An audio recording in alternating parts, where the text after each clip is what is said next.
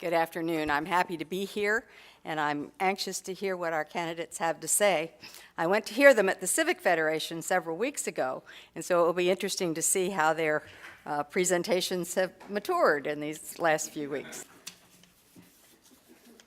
I did want to let you know that Patrick Murray, who is the candidate from the Republican Party for Congress in the 8th District, was invited to participate in our forum and declined. So we have 3 of the 4 candidates, and I wanted you to understand why that was. We are going to let our candidates have an opportunity to make opening statements. We will start with Ms. Murphy, and I think if you're comfortable, you can just remain seated. If you would rather, you can come up and use this microphone, either one.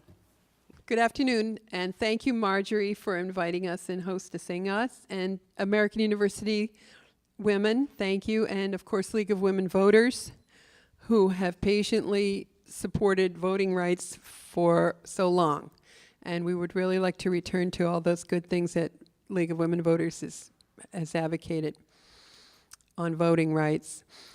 My name's Janet Murphy. I'm with the Independent Green Party of Virginia.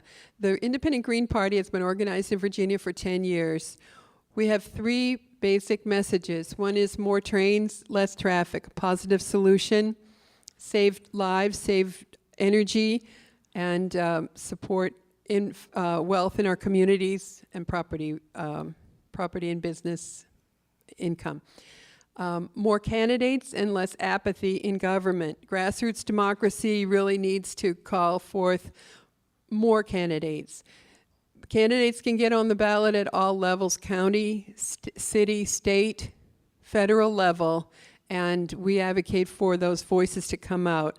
When you're independent, you usually don't have to support a lot of obligations to people who have given you a lot of money. And the third initiative at the Independent Green Party is fiscal conservative, socially responsible policies.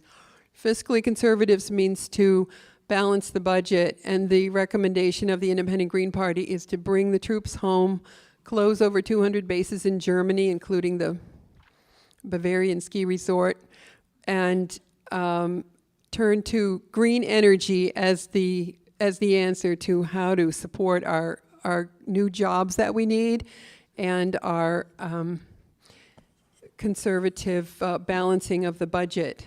Also, social responsibility for companies in their practices to support sustainable environmental conditions. We can count on Microsoft to be carbon neutral in 6 years, but some of the other companies need a lot more help with regulation. That's the job of government, to keep it fair.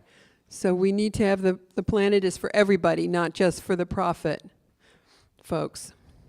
And so my biographical information is I'm originally from New England. I have a master's degree in counseling from UDC. I have a bachelor's degree in English from McGill University, and I live in Cherrydale. And I ask for your vote. Thank you. This election has so much at stake, not just for the economy of Northern Virginia, but what's really at stake are the values which undergird our society, and I really think our economy as well. The plan that was hatched by some of the most extreme members of the House a couple of years ago was to hold the debt ceiling hostage, and they did for $2.2 trillion, wouldn't compromise with the president. That's what led us to this sequester that represents such a threat to our economy today. But the second step is to implement what's called the Ryan budget, which Mr. Romney has embraced as marvelous. Just to tell you what I'm talking about, $800 billion would be cut out of Medicaid, what primarily goes to nursing home care. 20 million elderly would not be able to get into nursing homes any longer. $100 billion out of public education Head Start. 2 million Head Start slots would be eliminated. The whole idea is to diminish the role of the government to as small as they can possibly achieve, because they don't embrace what we have as a community. The government can be a positive instrument in our lives and the progress of this country. Civil rights legislation, when you think about it, it wouldn't have happened had the federal government not played the role that it did.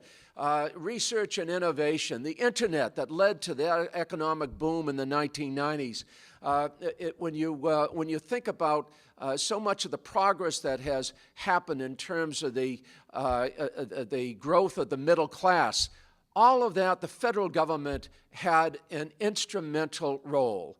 And yet, if the Democrats lose this election, the government will have a far less role in our society and in our economy, and I think we will be the losers. Our economy and society is not about just those who have been most successful. I don't think we believe in a winner-take-all economy. We believe that if we invest in the education of our young people, if we invest in the infrastructure that enables our economy to thrive, that we're all going to be better off. E pluribus unum. It's about all of us. And yet, driven by whether it's greed or small-mindedness or whatever, we're going in the wrong direction unless President Obama is going to be reelected. And I trust that the Democrats will be in a better position to hold on to the values that made this country great after November 6th. Thank you.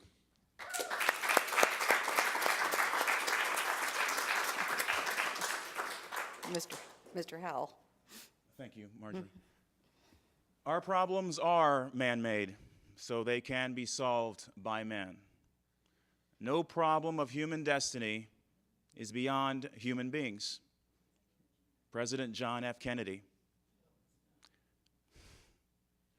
Depending on which Wikipedia you look up. Folks, my name is Jason J. Howell, and I am running as an independent because I agree with that statement, that our problems have been man-made and we can fix them. We can do better. I'm running as an independent for Congress so I can take responsibility of the economic and certainly the political struggles that we have now in 2012. We're too partisan. We can do better. I want to actually pass legislation. This past Congress has passed less legislation than the Do-Nothing Congress of 1948. We can do better. I want to pass legislation that balances the budget in a balanced way, that balances tax policy in a way that doesn't have one income bracket against another, but one community of people solving a problem. Of course, I want to create an environment for jobs in this area and all over the country, and we have to look at things like the Dodd-Frank bill, which passed recently with good intentions, but is having some unintended bad consequences. We can make it better.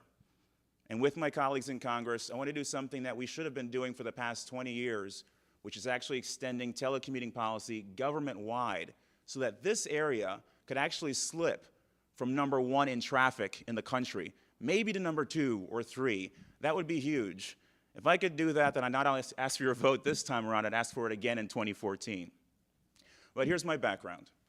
My parents were immigrants. I'm a first-generation American.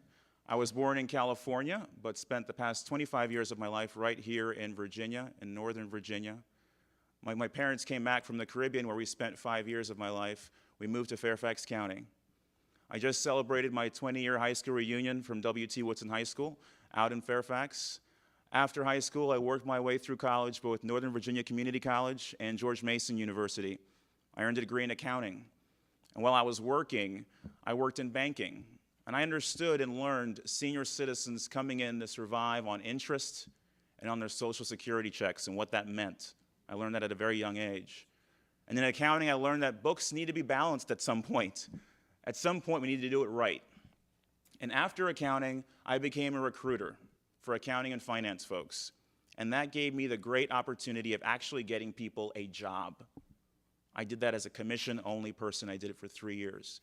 Getting someone a job was the most wonderful experience a person really can have, and it impacted their lives. I got very excited about getting involved because of the same thing Mr. Moran spoke of, that debt ceiling debate that turned into a crisis. We can do so much better. I look forward to telling you how. I look forward to your questions.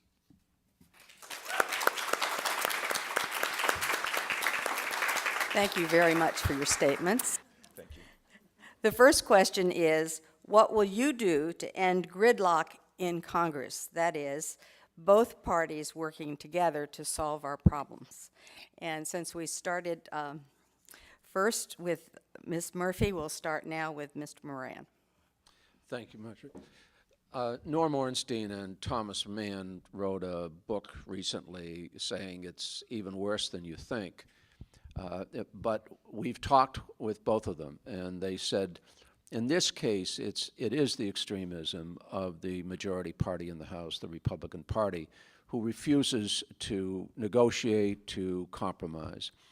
Even with regard to the debt ceiling debate, which became a debacle, President Obama offered $10 in spending reductions for $1 in revenue, and they would not accept that because they made a pledge to a guy by the name of Grover Norquist not to raise revenue and to let him decide what is a revenue increase. So they wouldn't even allow the subsidies on oil companies, which are making hundreds of billions of dollars of revenue, to expire in order to generate any kind of new revenue.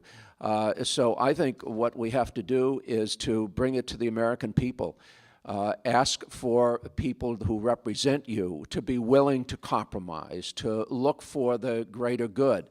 That's what I have done in working with Senator Warner and Congressman Davis and Congressman Wolf in terms of getting Metro out to Dulles Airport and building the Wilson Bridge and transforming the Lorton area. All of that was done on a bipartisan basis. Unfortunately, we're in an environment now where bipartisanship seems to be a dirty word. And some of my even good friends on the other side feel that if they compromise, they're going to be primaried in the campaign and lose out to a more conservative member. So it's up to the voters to insist upon people who are willing to get the job done, even if it means some compromise. And I think that should apply to both political parties. Thank you. Thank you. Mr. Howell? Exactly the point. Bring it to the American people to do something different this time around. You know, the Tea Party of 2010 came in with very high ideals and caused the debt crisis in 2011 because they capitulated to one party instead of being an independent group. I'm offering you something that none of the candidates on the ballot for U.S. Congress in this district is offering you, and that is direct representation. Factual way to reduce partisanship goes through one method: less people with parties, right? You can't dispute that. If you have less people with parties, you'll have less people who are partisan. I'm offering you that direct opportunity to have a representative that will represent only people. There is no filter between you and I. There will be no filter between me and good ideas. Ideology has put people in certain boxes, and even Mr. Moran, who for 20-plus years has tried to do his endeavor best, even with his seniority, if we send him back to a Republican-controlled Congress, all we're going to be doing is sending him at the end of a rope and pulling and pulling and hoping that it can be different this time around. You have a different opportunity this time. You have someone that you can send without a party who can knock on doors that will be answered and at least get your voices heard and at least start bringing something different to the U.S. Congress, something that hasn't happened in many, many years. It's your chance to carve your initials into the wall of history. I'm happy to serve, and I look forward to it. Thank you. Ms. Murphy? Thank you. The gridlock in Congress is bad. If we have more candidates, we will have more voices raising up to focus on actual positive solutions and get away from the wedge issues which tend to distract people, those emotional wedge issues. So we say more trains, less traffic. There are many folks from both sides of the aisle in Congress now who are pro-rail. High-speed rail interstate is a very exciting idea. It's a positive solution which will create jobs, better for the planet, better for energy. You can put 500 people on a train for the cost annually of one person in their single occupant vehicle. The scalability of this traffic situation is only going to be solved by consolidating people into more trains. And also $1 invested in rail results in $16 of value into the community. So we do feel that this is a positive solution that people can move forward to from both sides of the aisle. Thank you. Our next question, and we will start now with Mr. Howell. Would you tell us, in a short answer, please, what is your position on reproductive freedom or a woman's right to choose? It's very easy. Women should retain their right to choose. We have a Declaration of Independence that states life, liberty, and the pursuit of happiness for all people. We've gotten that wrong now and again in history. We're not going to get it wrong this time. This is a fight that happened in the 70s and the 60s. There was a Supreme Court case that made a decision in 1973 to make this a legal opportunity for women. In 1976, we had a Hyde Amendment that said, all right, if it's going to be legal, let's not have any federal funds used for it. We've been working under that auspices for a long, long time. Why that's an issue today, well, it confuses me only to the extent that the partisanship is once again throwing up something to distract us. We have a balance right now where federal funds are not paid for anything toward abortion, and yet it's still legal. We can give that issue a rest and start working on the things that I'm laser focused on, I think a lot of us are focused on, which is our economy. It's an equalizer for all of us. If our economy suffers, if our country suffers, then all the things that we do care about, all the values that we do hold dear, starts to go to the side. Look at Greece and Spain. They're worried. We can do better in this country when we stop being distracted by issues that do divide us and look at issues that unite us to solve a problem as a community. Thank you. Ms. Murphy? Thank you for the question. Women's reproductive rights really are a hugely economic issue, as well as that legal matter that sometimes seems at risk. As far as the economics of it, if women don't feel that they have enough money to have a choice, then they don't really have a choice. So we need to restore women to income and economic freedom. More trains and less traffic would answer a lot of how to do that, and plus cut the subsidies to oil, auto, asphalt, and cement. I would not advocate for anything that would take away women's right to contraceptives when in health care. So I think that can be sorted out by regulations. Thank you. Mr. Moran? Thank you, Marge. When I joined the Senate Appropriations staff, I was assigned two issues in the 1970s, school busing and abortion. So I had to become expert on both. And since then, so for the last more than 30 years, I've stood up and spoken out on behalf of women's reproductive rights. The government has no business getting involved in what should be personal decisions made by a woman in the context of her family, her faith, and particularly her doctor. The greatest threat we have right now goes far beyond where we are today on this issue, and that's the Personhood Amendment that Mr. Ryan is a sponsor of. It would mean that it's a fetus has the rights of a citizen at the point of conception, and as a result, even the Plan B, morning after pill, would be considered a crime. You could even accuse women of negligent homicide if they miscarried. This is an extraordinarily extreme measure, and yet the person running for Vice President of the United States is a sponsor of it. It has to be defeated along with him. Thank you. Thank you.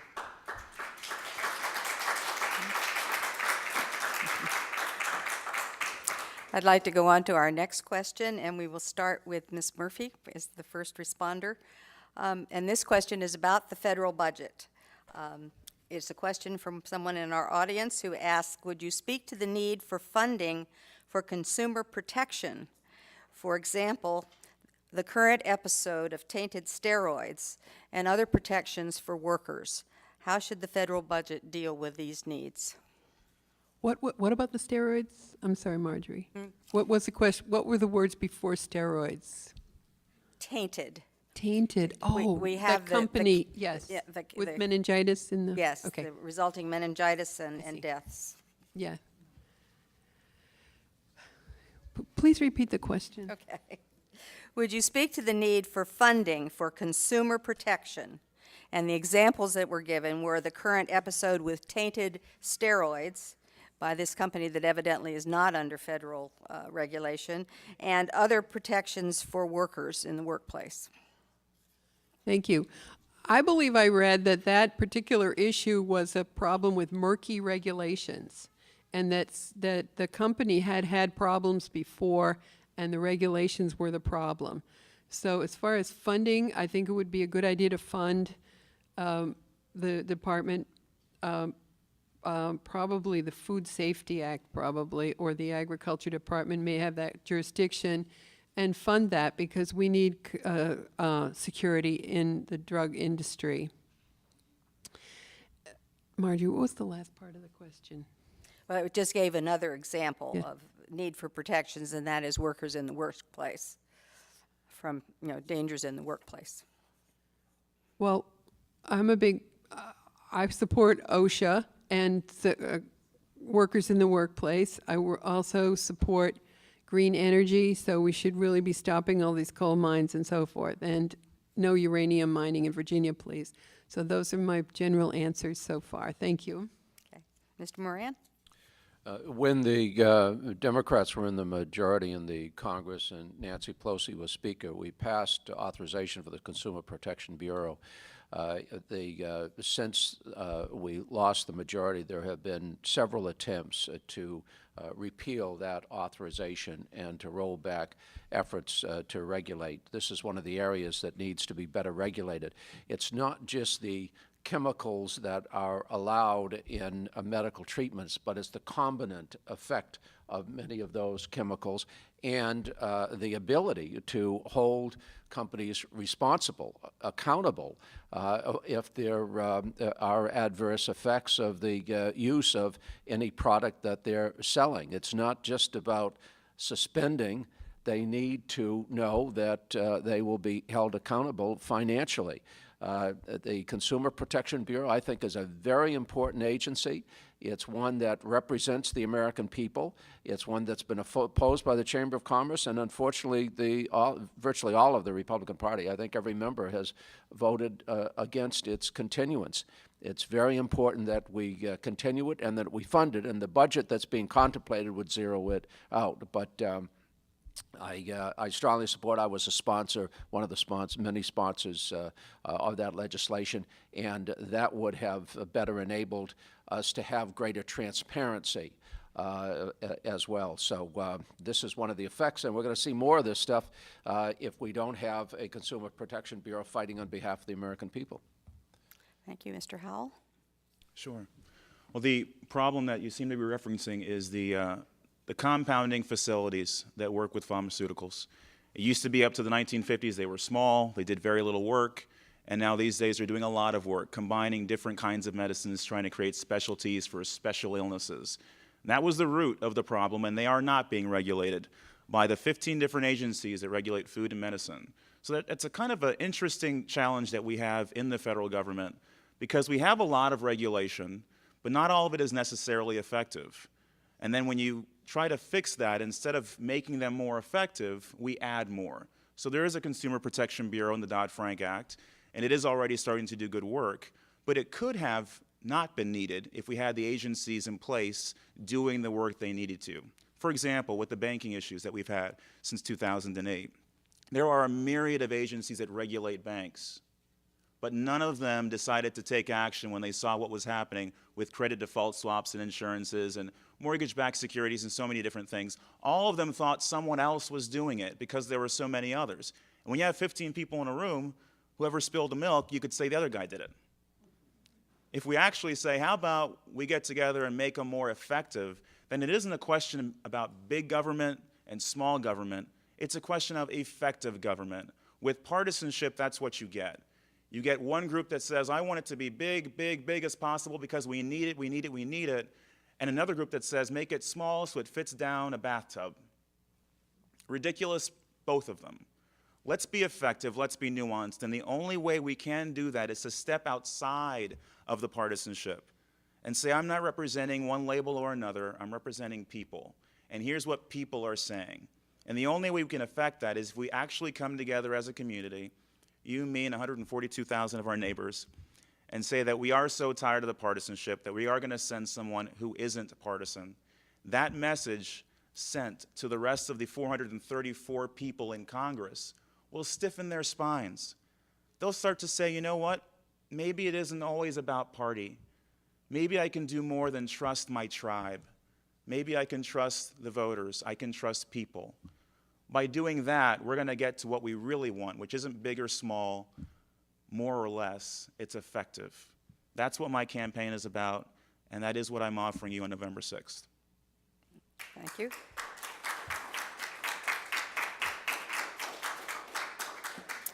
We're ready for our next question, and the first responder will be Congressman Moran. What changes do you think we need to make in current immigration law?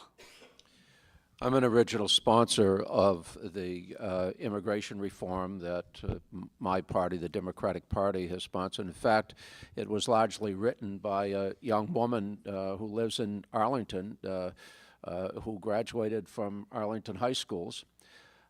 She was undocumented, and yet she worked in our office. She's now a citizen, and she's working for the vice chair of the Democratic caucus, putting that legislation together. What it would do is to require that anyone who wants citizenship who is undocumented would have to pass a language test, be fluent in English, a civics test, know everything that, in fact, in some cases more than many of our high school students know about our Constitution.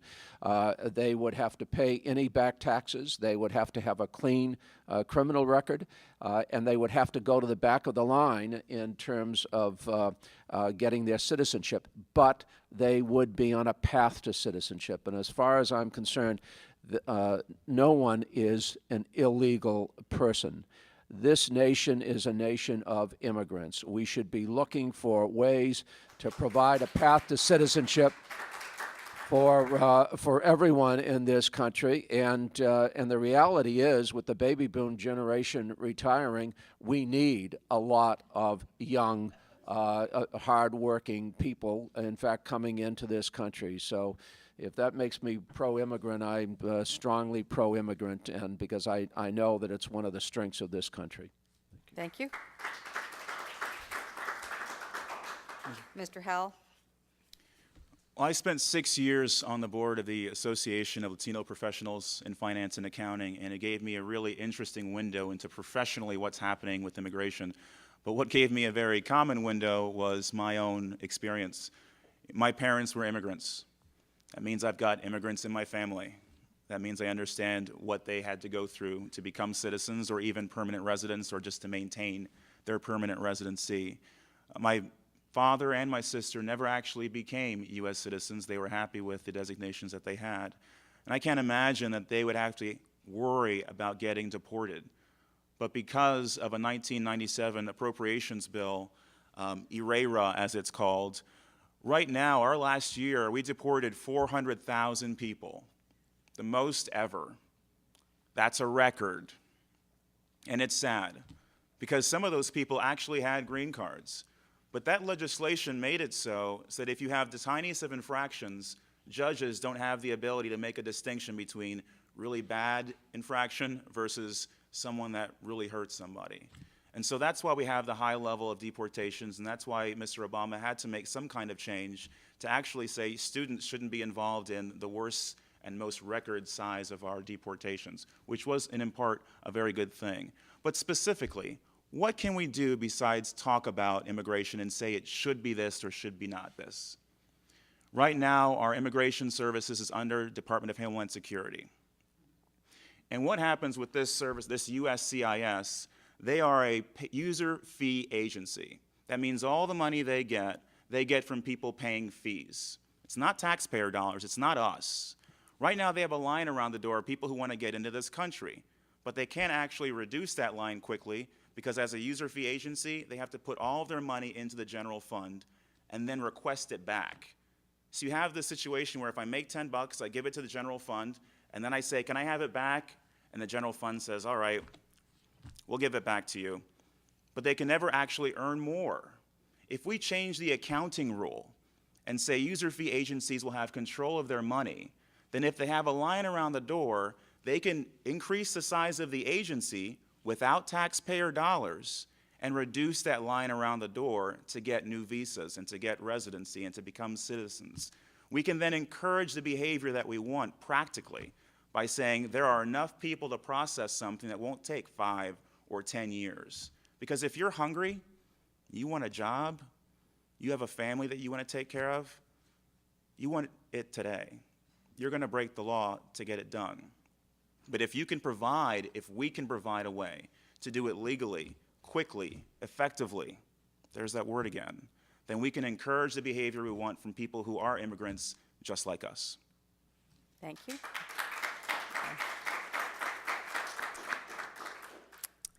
I went to college in Canada, and at that time I really couldn't work at just any old job. And they have a policy where they don't just let anybody come there. You have to really make a case for yourself. Also, this is my immigration issue, and it relates some to the gridlock in Congress. I don't feel that a dual citizen from another country really should be able to take the oath of office in the United States Senate or Congress if they are a dual citizen of another country, or if they've signed the Grover-Norquist agreement, or if they have any other beholdenness to any other entity other than that oath of office. It should be number one, and that's it. So I think we should look at our own need for jobs, our own need for voting rights for our people here in the United States. When I was out on the sidewalk collecting signatures, it's astonishing how many people in Virginia can't vote. And they always would give me this little smile. And you know why they couldn't vote? They have a felony. And you know why they might have a felony? 90% of cases of that nature are pleaded out. And that person who doesn't have the money to defend themselves against some matter in the court is stuck with a felony, and they can't vote. I think we need to pay a lot of attention to this right here at home. And it's nice to be hospitable and so forth and invite people from other countries to here. We don't have a lot of extra jobs to go around right now, so I would really tighten that up. As far as people who have grown up here, they really need to be able to stay. So the DREAM Act, I think, does address a lot of these issues. We need to work harder on that. Also, the BARDA fence is very ecologically adverse down there in Mexico, and I believe it's pushed in and made the drug war even worse down in Mexico. So I would be glad to dial that down and let that go, that fence. Thank you. Well, I have a fistful of other very interesting questions for you all, but if we're going to adhere to our timeline and hear from our county board candidates, I'm going to have to set them aside. But we do want to give you an opportunity to make a short closing statement, and we'll go in the opposite order that we started with the opening statement. So, Mr. Howell, you'll go first. Thank you. And listen, thank you for having me, all of you who are with the League of Women Voters and those of you who are just here to listen. It's important that we listen to the people that are running for office. I can tell you it's quite hard work, and families are involved, and that's what gives me the respect with the people that I campaign both against and with. So thank you for being here. We are facing problems and challenges in our country, and we do need people with perhaps new ideas to take responsibility for some of those challenges. It isn't really one party's problem versus another party's intransigence. It's we the people. We are those people. I am running for office to help take responsibility, to bring ideas that folks haven't heard of before, like that user fee issue with immigration. Things that'll be different, nuanced, and innovative, that'll give us an opportunity to make things better. On immigration, we can do better. On the economy, we can do better. On jobs, we can do better. On women's right to choose, we can do better. On so many things, we can do better. And if you elect me on November 6th, vote jasonhowell.com, we will do better.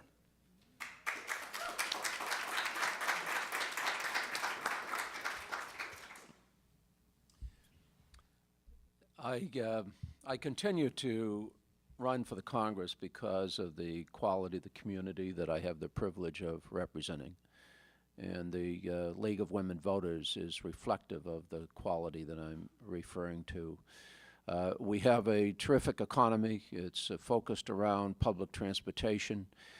We have a concentration of research and innovation in the Boston corridor that I've been heavily involved in acquiring and maintaining. We have a high quality of life and an emphasis upon good schools, good education, good libraries. I refer particularly to the League of Women Voters because I'm very much aware of the positions that you have taken and advocated. I have a 100% voting record with the League of Women Voters. In fact, I find them instructive when my staff knows that an LWV questionnaire is something to pay great attention to. I appreciate your emphasis upon, for example, the Little Ledbetter Act, which I was a sponsor of, equal rights for gay people, your emphasis upon higher education, and I could go down a long list. I won't start that list because I've got a stop sign, but I do appreciate your hosting this forum today and look forward to working with you in the future. Thank you.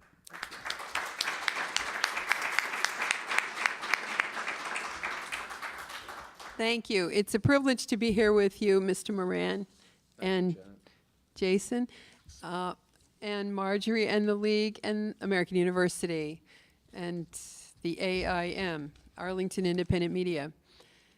More trains, less traffic is a positive solution. It will save lives. 30,000 Americans lose their lives on the roads every year in U.S. 330,000 are injured. Rail is safer. Rail will grow our economy. It creates jobs. It builds wealth in communities. Railroads pay more taxes than any other companies. They not only pay property taxes, but company taxes, and they don't have any way to offshore their tax presence. The railroads are here, and they can't move them to faraway places. So this is where we want to really focus on positive solutions, more trains, less traffic, more candidates, less apathy, fiscally conservative, socially responsible. I ask for your vote. Janet Murphy, Independent Green Party. Thank you. Thank you.